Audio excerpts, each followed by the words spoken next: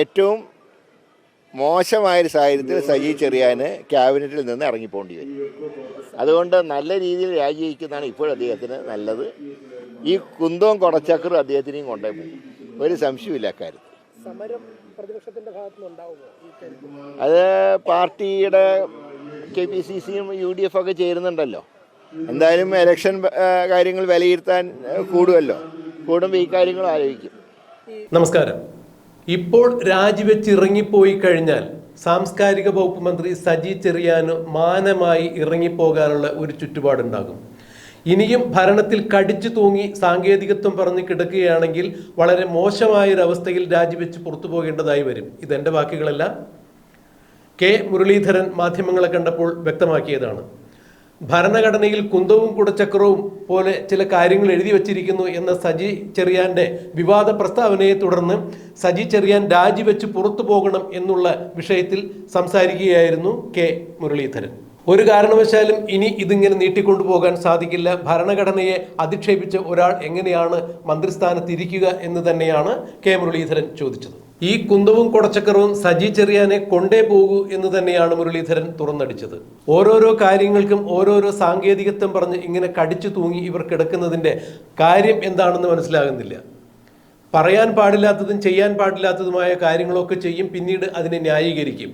തലയ്ക്ക് വെളിവില്ലാത്ത ആളുകൾ ഇങ്ങനെ തന്നെയാണ് പെരുമാറുക എന്നാണ് മുരളീധരന്റെ വാക്കുകളിൽ നിന്നും മനസ്സിലാക്കാൻ സാധിച്ചത്. മുരളീധരൻ പറയാതെ പറഞ്ഞതും അത് തന്നെയാണ്. പിണറായി വിജയൻ സർക്കാരിനെ സംബന്ധിച്ചിടത്തോളം ഒരു നാഥനില്ല കളരിയാണ്. ആർക്കും എന്തും എവിടെയും ചെയ്യാം എന്നൊരവസ്ഥയിലേക്ക് സർക്കാർ എല്ലാ ആളുകൾക്കും ലൈസൻസ് കൊടുത്തിരിക്കുന്നു എന്ന് വേണം മനസ്സിലാക്കാൻ. പാവപ്പെട്ടവർക്ക്, സാധാരണക്കാർക്ക് ലഭ്യമാക്കേണ്ട സാമൂഹ്യ ക്ഷേമ പെൻഷൻ അടിച്ചെടുക്കുന്നത് പ്രൊഫസർമാരും ഡോക്ടേഴ്സും അങ്ങനെയുള്ള സർക്കാർ ഉദ്യോഗസ്ഥരൊക്കെയാണ്. ഇത് ആർക്കൊക്കെ അനർഹമായവർക്ക് പോകുന്നുണ്ട് എന്നുള്ളത് കൃത്യമായി മനസ്സിലാക്കാൻ സർക്കാരിന് പറ്റുന്നില്ല. സർക്കാരിന് അതിന് സമയമില്ല എന്ന് തന്നെയാണ് മുരളീധരൻ പറഞ്ഞത്. ഒരു നാഥനില്ല കളരിയാണ് പിണറായി വിജയൻ സർക്കാരിൻ്റെ കീഴിൽ കേരളത്തിൽ നടക്കുന്നത്. ഭരണം കുത്തഴിഞ്ഞിരിക്കുന്നു. എങ്ങനെയാണ് ഒരു പാവപ്പെട്ടവന് മരുന്ന് വാങ്ങിക്കാനും ഒരു നേരത്തെ ഭക്ഷണം കഴിക്കുവാനും ഒക്കെ കൊടുക്കുന്ന സാമൂഹ്യക്ഷേമ പെൻഷൻ ലക്ഷങ്ങൾ ശമ്പളം വാങ്ങുന്ന ആളുകൾ അടിച്ചെടുത്തിട്ട് മുഖ്യമന്ത്രിയോ അല്ലെങ്കിൽ ഭരണസ്ഥിരാ കേന്ദ്രമോ അത് അറിഞ്ഞില്ല എന്ന് പറഞ്ഞാൽ ഏത് തരത്തിൽ അതിന് വിശ്വസിക്കാൻ സാധിക്കും? ഇത് വെള്ളരിക്ക പട്ടണമാണോ എന്നാണ് മുരളീധരൻ മാധ്യമപ്രവർത്തകരെ കണ്ടപ്പോൾ തുറന്നടിച്ചത്. കേരളത്തിലെ ഉത്സവങ്ങൾക്ക് ആനയെ എഴുന്നള്ളിക്കാൻ പാടില്ല എന്നുള്ള ചില വിവാദ പരാമർശങ്ങളോട് പ്രതികരിച്ചുകൊണ്ട് മുരളീധരൻ ഇങ്ങനെ തന്നെ ചോദിച്ചു. ആചാരങ്ങളും അനുഷ്ഠാനങ്ങളും എല്ലാം പാലിക്കപ്പെടേണ്ടത് തന്നെയാണ്. എന്നാൽ ഒരു കാരണവശാലും ആനകളെ ഉപദ്രവിക്കാൻ പാടില്ല. അവയ്ക്ക് തീറ്റ കൊടുക്കാതെയോ അവയെ വെയിലത്ത് നിർത്തുകയോ മഴയത്ത് നിർത്തുകയോ അല്ലെങ്കിൽ തല്ലുകയോ ഒന്നും പാടില്ല. പക്ഷേ ആചാരാനുഷ്ഠാനങ്ങൾ ഓരോരോ മതത്തിൻ്റെയും പ്രത്യേകതകളാണ്. ആ അനുഷ്ഠാനങ്ങൾക്ക് വിഘാതമുണ്ടാക്കുന്ന തരത്തിൽ ആരുടെ ഭാഗത്തു നിന്നും ഒരു തീരുമാനം ഉണ്ടാകാൻ പാടില്ല എന്നാണ്.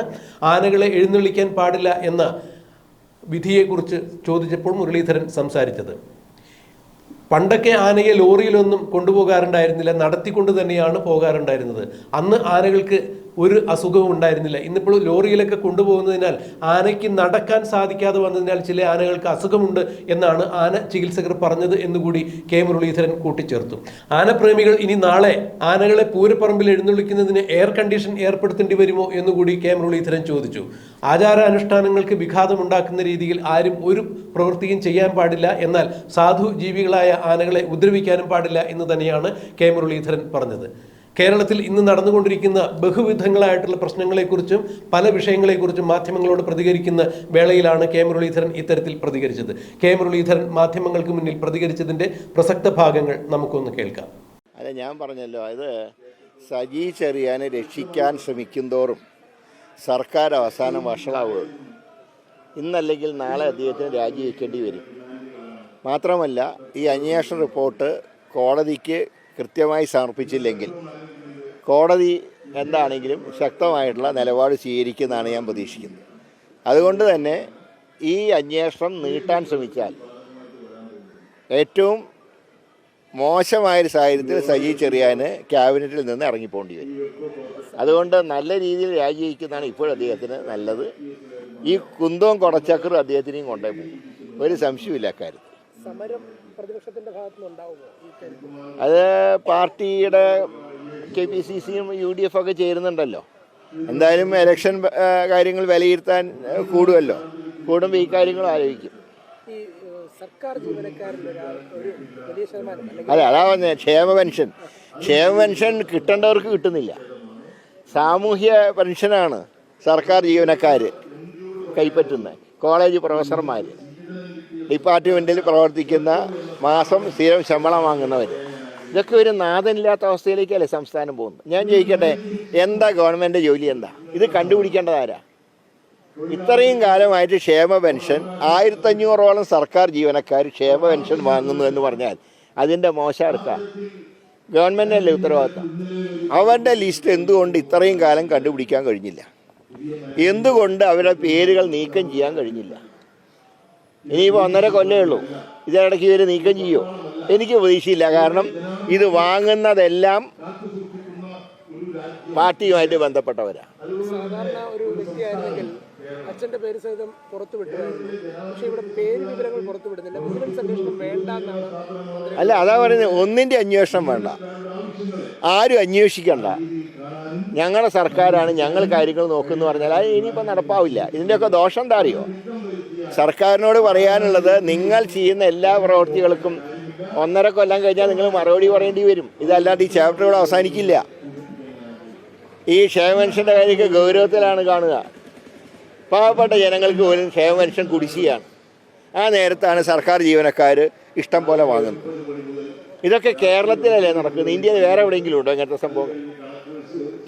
താല്പര്യമില്ലാത്തൊരു ചോദ്യമാണ്. അതായത് കൂടുതൽ BJP നേതാക്കൾ ഈ ഓപ്പറേഷൻ കമലിന്റെ ഭാഗമായി കോൺഗ്രസിലേക്ക് വരുമെന്നാണ് ഇപ്പോൾ അറിയുന്നത്. അല്ല, കോൺഗ്രസിലേക്ക് വരേണ്ട ആർക്കും വരാം, ഒരു കുഴപ്പമില്ല. അതൊക്കെ അതാത് പ്രദേശത്തെ പാർട്ടി ഘടകങ്ങളാണ് അക്കാര്യം ആലോചിച്ച് തീരുമാനിക്കേണ്ടത്.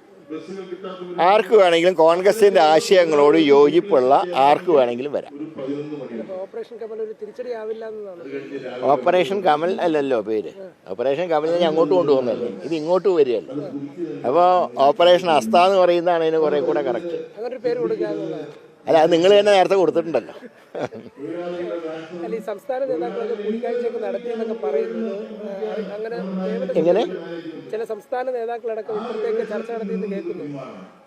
ഏതായാലും ഇതുവരെയായിട്ട് അങ്ങനത്തെ ഒരു വാർത്തകളൊന്നും പുറത്തു വന്നിട്ടില്ല. പക്ഷേ പ്രാദേശികമായിട്ട് അസംതൃപ്തരുമായിട്ട് പ്രാദേശിക ഘടകങ്ങളിൽ പലയിടത്തും ചർച്ച നടക്കുന്നുണ്ട്. അത് പ്രാദേശികമായിട്ടുള്ള കാര്യങ്ങളാണ്, അല്ലാതെ സംസ്ഥാന തലത്തിലൊന്നും ഒരു ചർച്ച ഇതുവരെ തുടങ്ങിയിട്ടില്ല എന്നാണ് ഞാൻ മനസ്സിലാക്കുന്നത്. ഇതും ഭൂരിപക്ഷമായിട്ട് ബന്ധമൊന്നുമില്ല. ഭൂരിപക്ഷ സമുദായങ്ങൾ BJPയുടെ കൂടെയാണെന്ന് ആരാ പറഞ്ഞത്? അങ്ങനെയാണെങ്കിൽ പാലക്കാട് മുനിസിപ്പാലിറ്റി ഞങ്ങളെങ്ങനെയാണ് ലീഡ് ചെയ്ത്? എങ്ങനെയാണ് BJP ഭരിക്കുന്ന മുനിസിപ്പാലിറ്റി അല്ലേ? എങ്ങനെയാണ് അവിടെ ലീഡ് ചെയ്യാൻ കാരണം എന്താ? അപ്പം അങ്ങനെ ഭൂരിപക്ഷ സമുദായത്തിൻ്റെ പിന്തുണ ആർക്കും വിട്ടുകൊടുത്തിട്ടില്ല. അല്ല, ന്യൂനപക്ഷങ്ങൾ മാത്രം UDFൻ്റെ കൂടെയും ഭൂരിപക്ഷം മുഴുവൻ BJPയുടെ കൂടെ എന്ന് പറഞ്ഞാൽ അങ്ങനെ ഒരു കണക്കുണ്ടോ? കേരളത്തിൽ നടന്ന എല്ലാ ഇലക്ഷനും പരിശോധിച്ച് നോക്കുക, അങ്ങനെ ഒരു കണക്കില്ല. ഇപ്പം കേരളത്തിലെ ഈ ബൈ ഇലക്ഷനിലൊക്കെ ജയിച്ചത് UDFും LDFും അല്ലേ. അപ്പോൾ ഇവിടെ എവിടെയാണ് BJP? അപ്പം അതുകൊണ്ട് ആ പറയുന്നതിൽ അർത്ഥമില്ല. അങ്ങനെ ഭൂരിപക്ഷത്തിൻ്റെ അട്ടിപ്പേറവകാശമൊന്നും BJPക്ക് ഇല്ല. അക്കാര്യത്തിൽ ഒരു സംശയവുമില്ല. അതോടൊപ്പം തന്നെ ഈ പൂരത്തിൻ്റെ നടത്തിപ്പിൽ ഇപ്പോൾ വന്നിട്ടുള്ള ഗുരുതരമായിട്ടുള്ള പ്രശ്നമുണ്ട്.